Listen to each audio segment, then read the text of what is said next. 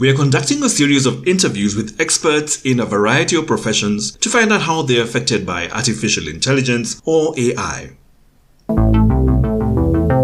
Today our guest is Nairobi-based transformation and growth coach Gabriel Nyamu, who helps organizations adapt to the changes that are happening globally in technology, social cycles, and much, much more. In our chat, he reveals how work is already being changed by AI, the challenges that need to be dealt with, and what the future is likely to look like. Karibuni. Hello, Gabriel. Thank you for agreeing to be on the Goethe Institute Kenya podcast. Thank you, James, for having me. Asante sana. Would you like to tell us who you are and what you do? My name is Gabriel Nyamu. I'm a transformation and growth coach. I help organizations and individuals being able to adapt the changes that are happening globally, both in technology, social cycles, and in aid of helping them be able to grow and sustain their growth. So I am a Chief Transformation Officer with a company called Inquest Research and Consulting, which I'm also serving as the founding director. Thank you very much. So you've been working with organizations a lot, so you know how companies are coping with the new technologies and transformations that are coming. But first, I must ask, what is AI to you, and are you using it in your personal life yet? Thank you. Good question. Artificial intelligence, as people will call it, this is where we are transferring the human intelligence to machines and computers in aid of helping us being able to perform some jobs and some tasks that predominantly were done by the human beings. It is not that much complex because the intelligence has been endowed on individuals. We are all intelligent human beings. We only just transferring that intelligence into machines, training machines using computing and data processing technologies, so that they can be able to perform some work that mostly we used to do as human beings. Yes, I apply a lot of artificial intelligence as a practicing data scientist and also as a business strategy. We are currently implementing what we call digital transformations, like in financial services, where currently things like credit scoring are now done through AI. When we're doing online shopping in e-commerce platforms, we're still using and integrating AI component to be able to determine for us our buying behavior and our preferences. So it's something that I interact with on a daily basis. It's become part of our life. And therefore, yes, it's something that on a day-to-day basis, I have to interact with some AI infrastructures or tools or platforms in one way or another. You've been doing this work where you're looking about how AI and related technologies are affecting companies around the world and locally. How is AI affecting the workplace today? How is it changing the workplace? Good concern. Let me just first of all start by explaining a journey that we've been taking, because before I answer that question, it's good just to be able to have a background. We've been having what we may call industry revolutions that have been taking place way from the 18th century. I think for all of us who are good students of history understand about the first industrial revolution, where we have these steam engines and machines. We went to the second industrial revolution. We have the electricity and magnetism, and we people now to have gadgets like electronic gadgets. Then in the 20th century, we got it what we call the third revolution, where we have the computer and the internet. Now, what that third industrial revolution brought in is that now we were able to organize information in a bit more easy way and be able to process that information, be able to produce intelligence. Now, the AI now, in terms of how organizations are trying to leverage AI, is actually being powered by the third industrial revolution, where we already have a lot of information. Everybody has some footprints online. We're using computers. Even these audio podcasts you're having is part of the data. But now how to process all this information to help us make informed decisions. Like say if you're in a company, you want to make strategies that are competitive above the peers. That's where the AI is being used now to be as a differential, as something that a company is adapting for competitive advantage. So that's why there's kind of a race or a competition towards adoption of AI, because every organization want to stand out, want to be in the front line in terms of the market leadership.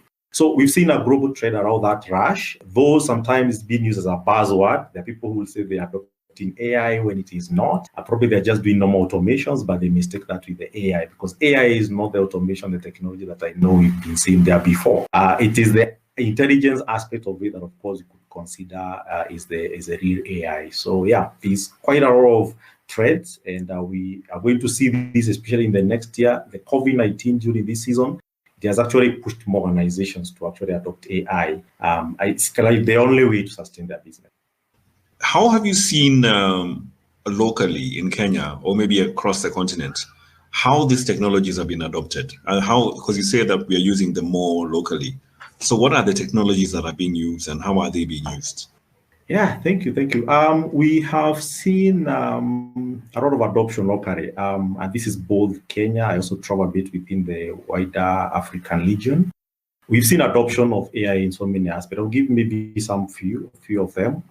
For people who love sales and marketing, we've seen a lot of adoption of AI in something we call computer vision. This is where the computing or the systems, the technology that we use are able almost to determine and pre-qualify reads. So instead of going there, selling things, gathering who is likely to buy my service or not, be able to use the AI. And most companies actually like now in their what we call customer relationship management systems or CRMs, they are using such tools to be able to pre-qualify for them a prospective customer. You've seen this also being adopted in what we call the image recognitions. If you travel anywhere in the airports, I think that's one way to be able to screen people and be able to recognize them through the face recognition technologies. And it's being used also online, both in the security, actually even our own security and intelligence in the government also utilizing that. These cameras that they have already put in most of our highways and in our junctions, roundabouts and all that, they are screening a lot of images of people every day. We've seen some investigation on some cases that has happened where maybe some crime has been committed, and you've seen detectives being able to utilize AI technology to be able to even be able to trace the culprit. So yes, it's something being used. We're also using it a lot even in the human capital space, where you're able to almost predetermine the right people to work with, because you can almost be able to predict someone's productivity, someone's, let's say, likelihood of being a good manager or a good leader. And it's being used also in making those decisions of who to hire and who not to hire, and also who is likely to be a good success talent for future. What about the employees who are already using these technologies? Because I saw a lot when I was doing my research on this podcast about, employees being maybe the idea is that it's increasing productivity, but then maybe you're making these employees work much longer hours at the same pay or even less. Is this one of the dangers you see of utilizing this technology? Getting much more from employees and getting much less, and they get much less return on investment for their time. Let me respond to that by saying that the workplace have been transforming over some time. And I'll give you two categories of work, because I think we can zero in especially in what we call the work itself. How is it affecting work? Because that's where employees are involved. Now, in the work environment, there are two sides of it. There's what we call transactional work. And if you go to any company, you find what we call transactional employees. And then on the other side is another category called transformational knowledge workers. These are people, of course, who ideate, develop models or innovate for the organization. So they offer influences like leadership and strategy. Now, where we have seen a lot of effect around adoption of AI is actually in the transactional work. So, like, for example, if you're an accountant, in terms of being able to key in entries of debit and credit and all that, that's something a bit more easily replaceable by an AI platform. In fact, we predict approximately 99% of all finance and accounting related functions is going to be taken over by robotics by 2030.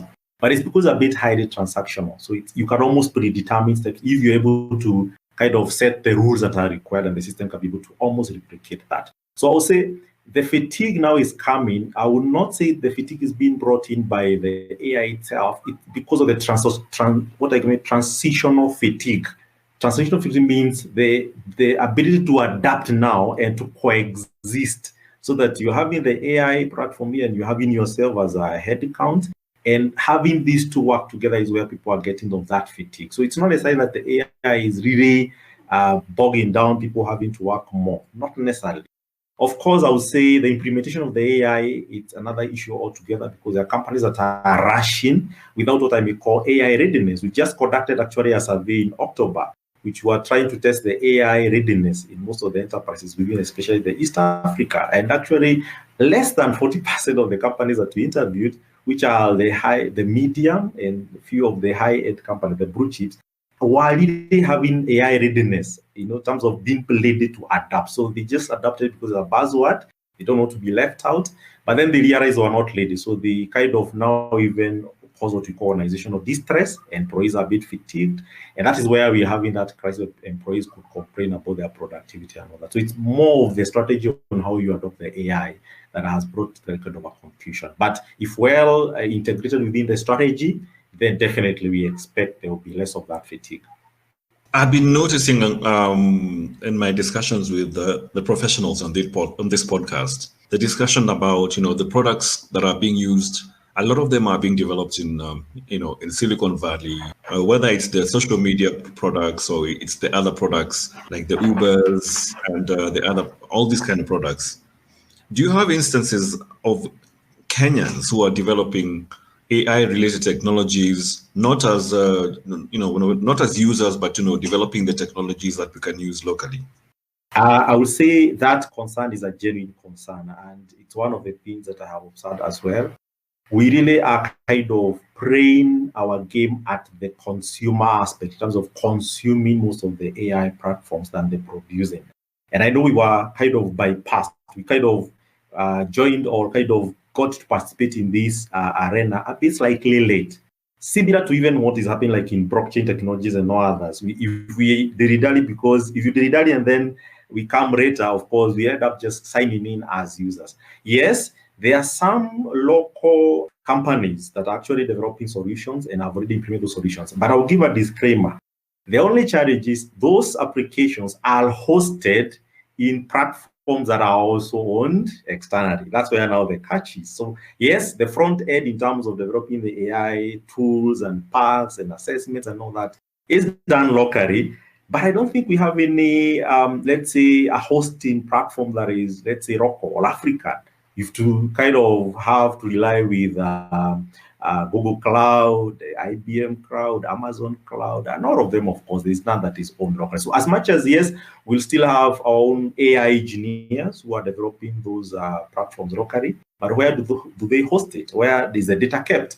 It's still kept on the cloud. Who owns the cloud? We are not there. So that is a bit of a concern. I do agree with you. And unless maybe where governments are able to institute some infrastructures that can support local hostings and all that, then we are likely to still end up becoming consumers. And I appreciate like Kenyan government and a few other African governments who are trying to come up with governance frameworks and institutionalize some infrastructures and data centers which are hosted locally. That way, then we can be able to say we can own what I may call proprietary ownership of part of the AI systems and assets. So I'm happy that you're agreeing that there's a real danger of, the new colonization being the AI colonization. I see that one of the things I've been noticing is AI is not about the AI itself. I mean, you just mentioned it earlier. It's about who is making the AI products and how it's being implemented. With the mindset of, the colonization, the new colonization, would you like to speak to that a little bit?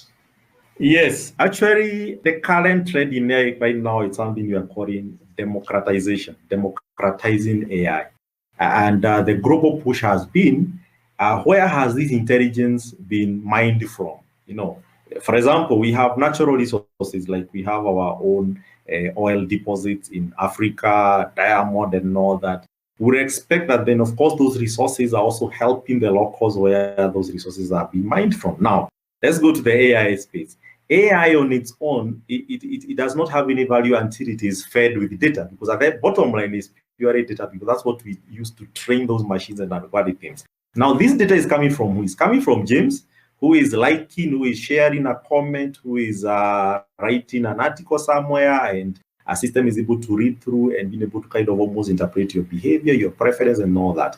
You should also have a way in which then you also benefit from that. And that's what now people are calling democratization. So we need to make this thing owned by everybody, not have one proprietor kind of driving monopoly of controlling how that information and the intelligence is being consumed. So I would say I'm a bit concerned. In fact, that's one of the areas that really I'm very passionate about in terms of engaging in governance conversations on how AI is going to be governed in terms of frameworks, policies, and all that. Because this intelligence is being fed from you, from me, from our sisters, our brothers, our peers, our friends, all that. They're the one being used. The information is being used to train those machines. So we should all have a shared cake that we all sell. We do not have one monopoly then that is taking over and enable us to use that for their own competitive advantage. So yes, it's a concern.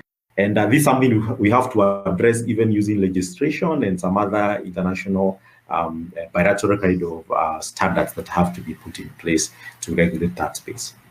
So one of the things that always comes up with new technology is the fear about the loss of jobs. You mentioned earlier in this podcast that 90% of jobs in the financial sector are going to become redundant with the new technologies. Is this something that people here need to worry about, and how can we prepare ourselves for the new age? Thank you. I would say one of the greatest skills that anybody or any professional working in the marketplace have to embrace during this season is what we call adaptability and agility.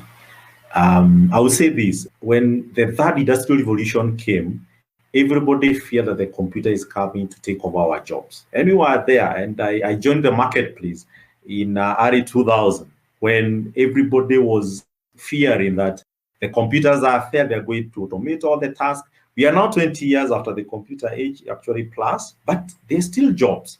But the only thing that has happened is that the jobs themselves have evolved. And therefore, also the professional and the job role holders have also to evolve to adapt the new jobs. Now, the AI has come. AI has also brought in new job opportunities. We have already mentioned that for the AI to operate and to be able to predict behaviors and patterns more effectively, it requires data. Now, we have now seen a new workforce, like for data analysts, data scientists, data engineers, roles that were not there 10 years back. So there are new emerging competencies that have actually been brought by the AI itself. We need even people now to even start now looking at how to embed ethics within the AI. Actually, right now, the discipline of psychology, because now we are trying to see how can these robots being able to be programmed and have like ethics and just the way the humans interact. Now, in the psychology space, now we are demanding, again, involving a lot of psychologists to come and help and advise these data scientists and the AI engineers on when they are developing these robotics, they're able to embed some ethics and some human, in nature around the robotics. So I'll say there should be no worry if at all these professionals are adaptable, they are able to adapt into new environments, and therefore that calls for what we call lifelong learning. There's something we call adaptive lifelong learning. So for any profession, whether you are a lawyer, whether you are an accountant or a HR or any other profession, you just need to subscribe into adaptive lifelong learning. With that, you're able to evolve and take advantage of the new positions or new jobs that are being created on a daily basis. The ones that should worry more are those who are kind of only static on their own domain knowledge, what you are taught in universities and colleges. If you start with just that domain knowledge, then you're likely to become redundant or kind of irrelevant as the new changes comes on board. So I would say there is hope for anybody who is agile. So have the domain knowledge, but also keep agility and adaptability to continue running new things and adapting. I've been asking every single person on this podcast one specific question. You talked about buzzword, where everybody's talking about this new thing with AI. Is AI likely to go away? Because we're hearing it in the discussions about big cities, European cities, Asian cities. Is this something that people on the continent, smaller towns and villages, people who are on the move, if they just ignore it long enough, it'll go away and we'll move on to the next buzzword? To be honest, in my opinion, I'll say this is something that we have to adapt with and live with. It may evolve, yes, but in terms of going away, I don't think that is something that we're likely to experience as such. We all over in the history, if you are to follow the ancient evolutions, as much as we've had industrial evolutions and it had its own time, it never went away. Even right now, we still have it, only that it has been modified and it's kind of in a different wave.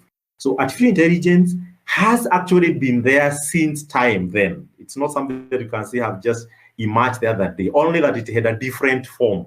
Only that right now we have more intelligence because we have built a lot of data and information. We're able to organize, we have high computing engines in terms of computing capacity.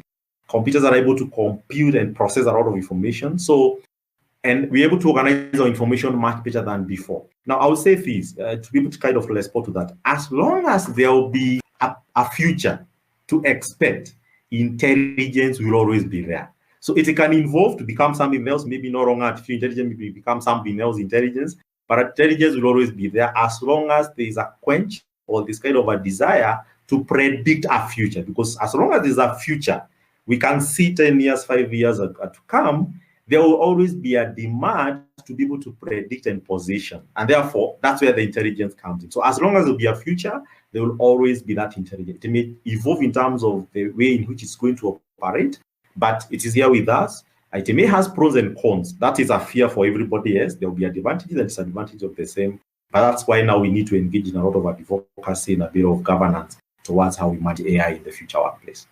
Pros and cons for you. Are you looking at it in a positive way? Are you looking at it in a way that it's going to be enrich our lives now and in the future, or are you also very cautious? I would say it's a sandwich. It's a sandwich. And the sandwich means, of course, there's somebody who told me sometimes back that the world is driven by interest. Whenever it's something happens, you just look at what is the interest behind it. So this AI, we can't just say something that is just there for everybody and to make life being improved for everyone and all that. Sometimes there's some interest around it. That's why I might be a bit cautious, because with that interest, then somebody can shift control very easily. And you can see like now how dependent we are with the technology. And that's something that we have to be very cautious about, because I actually was talking in some other forum, which was attended by doctors.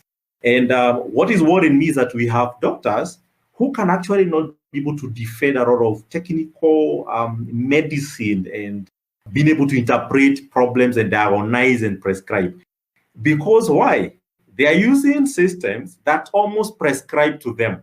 So they have these tools. When you have a doctor, you have a screen behind you, which actually almost interpret for you your weight, your diagnostic results, and you're only left to consume and tell the patient, we just prescribe you this and this. Now, what is that leaving us? It's leaving us to have probably and the current kind of, we may be converted in people who are like zombies in terms of the technology then is doing everything. You're just there then just to consume and interpret. And that's the worry we have.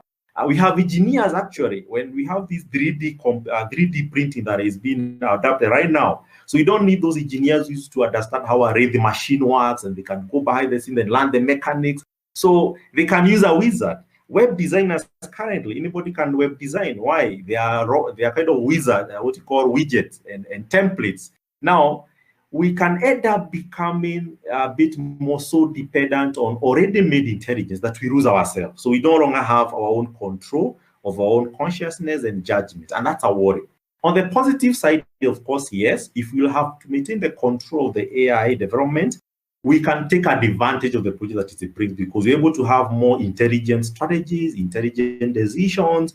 We are able to optimize our operations. Like, for example, if I have a robot that is able to determine for me who is a good prospective customer, is James likely to buy my car, or I'm selling printers, or I'm selling some foodstuffs. If I'm able to give me that assessment, I'm not able to, then kind of that will help me save on cost when I am hiring those marketing assistants and sales professionals, because I don't need them either, because I can almost be able to get that qualified reads from an AI CRM. So there's those pros and cons. So we have to be cautious based on the interest, of course, of who is driving this.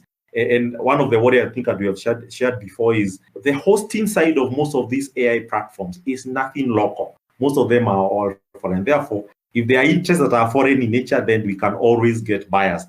by their decisions or prescriptions that are going to be made from that intelligence. So it's something to worry and be cautious about. Thank you so much, Gabriel. Thank you very much, James, for having me. We look forward to engage further.